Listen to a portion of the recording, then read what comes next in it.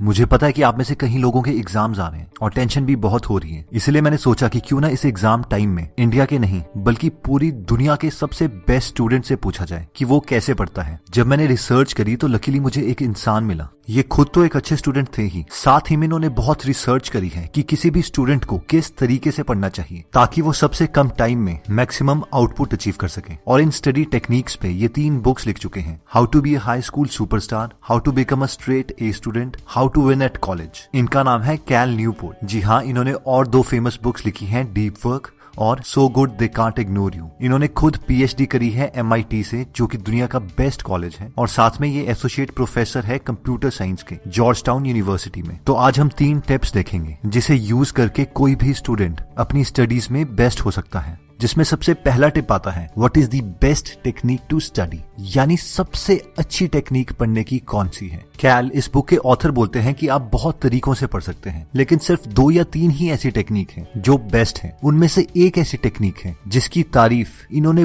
बहुत बार की है। गेस कीजिए वो क्या है। इस टेक्निक को बताने का बेस्ट वे एक स्टोरी है, तो मैं उसी टेक्निक से बताऊंगा। ये स्टोरी है एक यूएस नेवी के लेफ्टिनेंट की, जिसका नाम लॉरा है, जिसने एक बार इन बुक के ऑथर कैल को कॉल किया। उसने कहा कि वो यूएस नेवी के न्यूक्लियर स्कूल में पढ़ रही है और अभी उसका 6 महीने का क्रैश कोर्स चल रहा है न्यूक्लियर फिजिक्स पे। ये कोर्स है जो नेवी अपने ऑफिसर्स को करवाती है इससे पहले कि उनके ऑफिसर्स फील्ड में जाके सर्व करें, ताकि बाद में वो न्यूक्लियर पावर्ड सबमरीन्स या फिर न्यूक्लियर पावर एयरक्राफ्ट्स में काम कर सकें। ये काफी डिफिकल्ट कोर्स था जिसमें इतनी सारी न्यूक्लियर फिजिक्स को कंडेंस करके अपने ऑफिसर्स को 6 महीने में पढ़ाना था। लॉरा ने कैल न्यूपोर्ट से कहा, कैल मेरी ये प्रॉब्लम है कि जितना भी मेरे पास टाइम है मैं हर वक्त सिर्फ अपनी बुक्स के साथ होती हूँ और मुझे नहीं लगता कि मैं कोई भी टाइम वेस्ट कर रही हूँ। उसके बावजूद मैं फेल होने की कगार में हूँ। अगर मुझे और पढ़ाई करनी है तो उसका सिर्फ एक ही सोल्यूशन है कि मुझे पूरे तरीके से अपनी नींद ही छोड़नी पड़ेगी, तभी मैं ज्यादा देर तक पढ़ सकती हूँ। मैं क्या करूँ? और हम में से मैक्सिमम स्टूडेंट्स की भी यही हालत है कि हम स्कूल भी अटेंड करते हैं, 2-2 ट्यूशंस भी अटेंड करते हैं। कई स्टूडेंट तो बिल्कुल टाइम भी नहीं वेस्ट करते, उसके बावजूद उनका रिजल्ट फिर भी गंदा आता है। एनीवेज,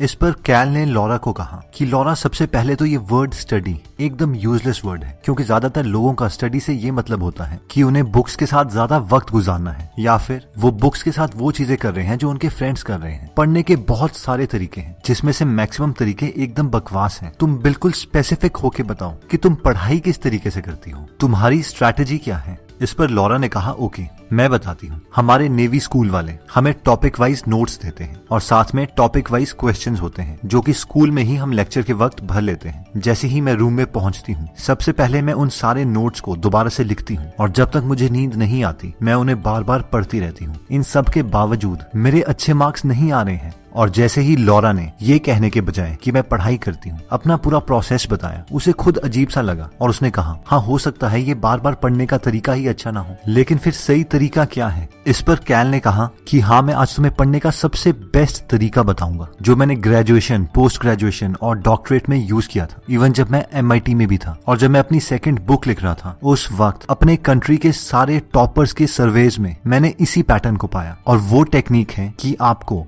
इस आदमी को कॉपी करना है। अब आप बोलेंगे सर ये तो पढ़ा रहे हैं, तो हाँ आपको भी ऐसा ही करना है। इसे कैल न्यूपोर्ट एक्टिव रिकॉल बोलते हैं, जिसमें 3 चीजें की जाती हैं। 1, आप प्रिटेंड करते हो कि आप किसी को पढ़ा रहे हो और जोर से बोल के पढ़ाते हो, ना कि मन के अंदर। 2, आप पूरे सेंटेंसेस यूज करते हो, जैसे कि एक लेक्चरर क्लासरूम में करता है, यानी आपको आधे सेंटेंसेस नहीं बोलने हैं, आप पूरा पैराग्राफ जितनी ज्यादा डिटेल में हो सके उस तरीके से आप एक्सप्लेन करोगे। 3, आप अपने नोट्स को नहीं देख रहे होंगे, उस टाइम आपकी सारी बुक्स बंद होंगी। अगर हम इस स्ट्रैटेजी को लॉरा की स्ट्रैटेजी के साथ कंपेयर करें तो वो बार बार अपने को मटेरियल के साथ सिर्फ एक्सपोज करवा रही थी, उन्हें बार बार पढ़ रही थी, और इसे कैल न्यूपोर्ट पैसिव रिकॉल बोलते हैं। अगर आप बार बार अपने नोट्स को लिखते हैं या मन के अंदर पढ़ते हैं या फिर चीजों को हाईलाइट करते हैं, तो कैल न्यूपोर्ट बोलते हैं कि ये सबसे बकवास तरीके हैं पढ़ने के, और ये सारे तरीके बहुत इनएफिशिएंट हैं। एक्टिव रिकॉल बहुत ज्यादा एफिशिएंट इसलिए है क्योंकि इसमें आप 3 चीजें करते हैं। 1, आप एक्टिवली अपने ब्रेन को काम करने के लिए बोल रहे हैं, उसे कॉन्सेप्ट समझने के लिए बोल रहे हैं। 2, आप उसी डेटा को जो आपने रिसेंटली पढ़ा है उसे रीजनरेट करने की कोशिश कर रहे हैं। और 3,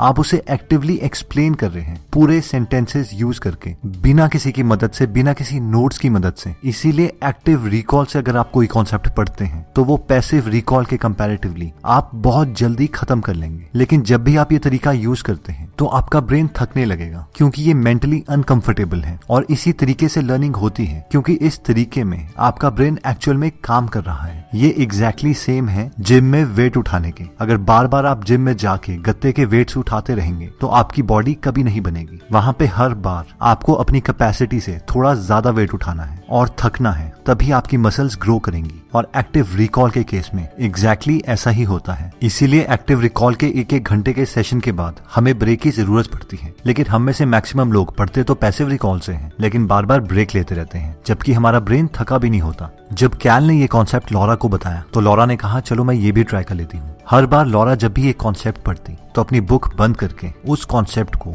जोर जोर से पढ़ाने लगती, इमेजिन करके कि उनके पास कोई स्टूडेंट है। अगर वो कॉन्सेप्ट पूरे तरीके से रिकॉल कर लेती तो उसके आगे टिक मार लेती, और जिस कॉन्सेप्ट को वो नहीं पढ़ा पाती उसके आगे क्रॉस मार लेती, और बाद में उसे दोबारा पढ़ के अटेम्प्ट करती। उन्होंने अपने बाकी फ्रेंड्स के कंपैरेटिवली बहुत जल्दी सारे कॉन्सेप्ट्स के आगे टिक मार लिया था। एक पॉइंट ऐसा आया कि जब उनके बाकी सारे फ्रेंड्स पैसिव रिकॉल से पढ़ रहे थे तो लॉरा एक्टिव रिकॉल से उन्हीं कॉन्सेप्ट्स को बहुत जल्दी खत्म कर चुकी थी, और फिर वो फ्री हो गई। और बाद में उन्हें नर्वसनेस होने लगी कि कहीं ऐसा तो नहीं कि मैं कम मेहनत कर रही हूँ जबकि मेरे फ्रेंड्स पढ़ी जा रहे हैं। लेकिन जब रिजल्ट्स आए उन सारे सब्जेक्ट्स में जिसमें उन्होंने एक्टिव रिकॉल की हेल्प ली थी, उनके मैक्सिमम नंबर आए और पूरे स्कूल में वो 3rd प्लेस पर थी। और ये कैल न्यूपोर्ट की एकदम ट्रू स्टोरी। नेक्स्ट पॉइंट आता है प्रोक्रास्टिनेशन, यानी चीजों को टालना। अब आप में से कई लोग बोलेंगे कि सर मुझे पता है कि मैंने क्या करना है, पर मैं चीजों को टालता रहता हूँ। मैं एक बहुत ही बड़ा प्रोक्रास्टिनेटर हूँ। अब मैं क्या करूँ? सबसे पहले तो हमें यह समझना पड़ेगा कि चीजों को टालना एक पर्सनैलिटी ट्रेट नहीं है। आप चीजों को नहीं टालते, आपका ब्रेन चीजों को टालता है। और वो क्यों टालता है पहले हमें ये समझना पड़ेगा। मान लीजिए कि आज थर्सडे है और मंडे को मॉर्निंग में आपका ज्योग्राफी का एग्जाम है। आपको पता है कि ये एग्जाम आपके लिए बहुत ज्यादा इंपॉर्टेंट है, इसलिए आप उठते हैं और अपनी ज्योग्राफी की बुक लेके टेबल पर बैठ जाते हैं। लेकिन 15 मिनट के बाद जब आप नोटिस करते हैं तो आपका लैपटॉप खुल चुका है और आप अपने मोबाइल में व्हाट्सएप कर रहे हैं, फेसबुक कर रहे हैं। अभी अचानक हुआ क्या? हम दोबारा से चीजों को टालने लग गए और अपना टाइम वेस्ट कर रहे हैं। एक्चुअल में इस केस में हमारे ब्रेन ने हमें कभी मोटिवेट किया ही नहीं, क्योंकि हमारे दिमाग में हजारों सालों से एक प्रोग्रामिंग फीड है। इस कॉन्सेप्ट को समझने के लिए मान लीजिए कि आप एक केवमैन हैं, आप पेड़ के पीछे छुपे हैं और आपको भूख लग रही है। आपके सामने काफी सारे हाथी हैं और आपने एक प्लान बनाया है कि आप उन सारे हाथियों के बीच में जाएंगे और एक हाथी को अपने हाथ में पड़े चाकू से मार डालेंगे, जिससे बाकी सारे हाथी भाग जाएंगे और आप उस हाथी को खा लेंगे। लेकिन इस केस में आपका ब्रेन आप पे हंसता है, क्योंकि उसके पास्ट एक्सपीरियंसेस में उसे पता है कि आप हाथी को नहीं मार सकते और बहुत ज्यादा चांसेस हैं कि आप खुद ही मर जाएंगे। इसलिए आपका ब्रेन कभी मोटिवेशनल केमिकल्स नहीं रिलीज करता, ताकि आप कभी भी मोटिवेट ना हो और उस काम को ना करें, और लकीली आपकी जान बच जाती है। लेकिन सेकंड सिनेरियो में अगर आप अपने ब्रेन को बोलते हैं कि आप एक पहाड़ी पर चढ़कर उस हाथी को दूर से भाले से मारेंगे और जब वो मर जाएगा और बाकी सारे हाथी चले जाएंगे तो आप उसको खाने के लिए जाएंगे, तो ये सेकंड प्लान सुन के आपका ब्रेन बोलेगा ओके, ये मुझे ठीक लग रहा है, क्योंकि इसे कंप्लीट करने के चांसेस बहुत है। और इसीलिए आपका ब्रेन मोटिवेशनल केमिकल रिलीज करेगा, जिससे आप मोटिवेट होकर उस काम को कंप्लीट कर लेंगे। अगर हम इसको ज्योग्राफी टेस्ट के साथ कंपेयर करें तो ज्योग्राफी टेस्ट के दौरान भी हमने अपने ब्रेन से कहा था कि मुझे ज्योग्राफी पढ़नी है, जिस पर हमारे ब्रेन ने कहा कि ये तो बहुत ही बकवास प्लान है, मैं तो इसे कंप्लीट कर ही नहीं सकता। और इसीलिए हमारे ब्रेन में कभी मोटिवेशनल केमिकल रिलीज हुए ही नहीं और इसीलिए हम मोटिवेट नहीं हुए।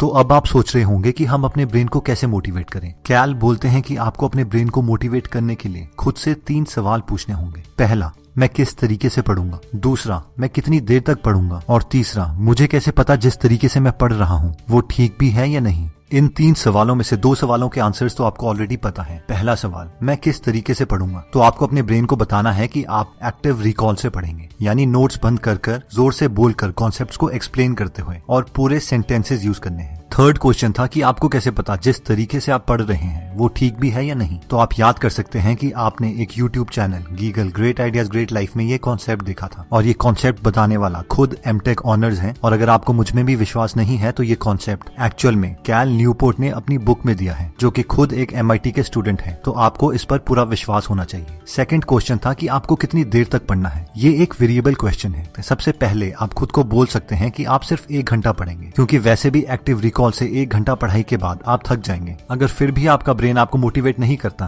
तो आप खुद को बोल सकते हैं कि चलो मैं आधे घंटे पढ़कर देखता हूँ, यानी सिर्फ 7:30 से 8 o'clock। अगर फिर भी आपका ब्रेन आपको मोटिवेट नहीं कर रहा है तो आप अपने को बोल सकते हो कि आप सिर्फ 10 मिनट तक पढ़ोगे, 8 बजे से 8:10 तक। और एक बार आप 10-10 मिनट के 2-3 एक्टिव रिकॉल के सेशंस कर लेते हैं तो आपके टालने की आदत खत्म होने लगेगी और एक मोमेंटम बिल्ड हो जाएगा। नेक्स्ट पॉइंट आता है कब पढ़ें, कहां पढ़ें और कितनी देर तक पढ़ें। तो इसका आंसर है कि जब भी आप सो के उठते हैं, चाहे सुबह 6 के बजे या रात के 12 बजे, उसके बाद पढ़ें, क्योंकि इस वक्त माइंड सबसे एक्टिव स्टेट में होता है। नेक्स्ट आता है कहां पढ़ें। आइसोलेशन में, अपने दोस्तों से दूर, अपने फैमिली से दूर, जितना पॉसिबल हो सके अकेले ही पढ़ें। फाइनली सवाल आता है कितनी देर तक। तो कैल रेकमेंड करते हैं कि 1 घंटे के बाद आप ब्रेक ले लें, क्योंकि अगर 1 घंटे तक आप एक्टिव रिकॉल करते हैं तो आपका ब्रेन थोड़ा थक जाएगा। तो दोस्तों इस वीडियो में हमने 3 चीजें देखी। पहला था कि बेस्ट टेक्निक पढ़ने की एक्टिव रिकॉल है, जिसमें हम बुक को बंद करते हैं और प्रिटेंड करते हैं कि हमारे पास कोई है और उसे हम पूरे सेंटेंसेस यूज करके उस कॉन्सेप्ट को एक्सप्लेन करते हैं। सेकंड आता है प्रोक्रास्टिनेशन, यानी चीजों को टालने की आदत। इसमें हम अपने से 3 सवाल पूछते हैं कि मुझे किस तरीके से पढ़ना है, जिसका आंसर है एक्टिव रिकॉल। कितनी देर तक पढ़ना है यह आपको खुद डिसाइड करना पड़ेगा, और क्या मैं जिस तरीके से पढ़ाई कर रहा हूँ वो ठीक भी है या नहीं। तो कैल के अकॉर्डिंग